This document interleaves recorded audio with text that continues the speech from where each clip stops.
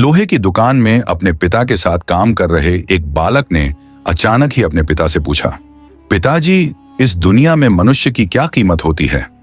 पिताजी एक छोटे से बच्चे से ऐसा गंभीर सवाल सुनकर हैरान रह गए।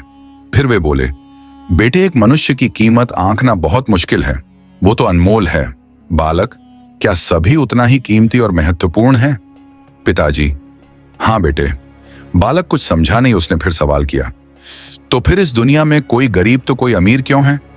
किसी की कम रिस्पेक्ट तो किसी की ज्यादा क्यों होती है? सवाल सुनकर पिताजी कुछ देर तक शांत रहे और फिर बालक से स्टोर रूम में पड़ा एक लोहे का रॉड लाने को कहा। रॉड लाते ही पिताजी ने पूछा, इसकी क्या कीमत होगी? बालक, 200 रुपए पिताजी। अगर मैं इसके बहुत से छोटे छोटे कील बना दूं तो इसकी क्या कीमत हो जाएगी? बालक कुछ देर सोचकर बोला, तब तो ये और महंगा बिकेगा, लगभग 1000 रुपए का।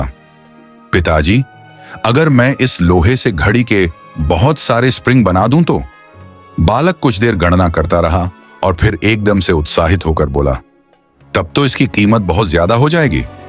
फिर पिताजी उसे समझाते हुए बोले, ठीक इसी तरह मनुष्य की कीमत इसमें नहीं है कि अभी वो क्या है, बल्कि इसमें है कि वो अपने आप को क्या बना सकता है। बालक अपने पिता की बात समझ चुका था।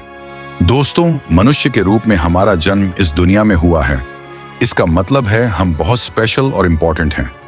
हमें हमेशा अपने आप को इम्प्रूव करते रहना चाहिए और अपनी सही कीमत प्राप्त करने की दिशा में बढ़ते रहना चाहिए।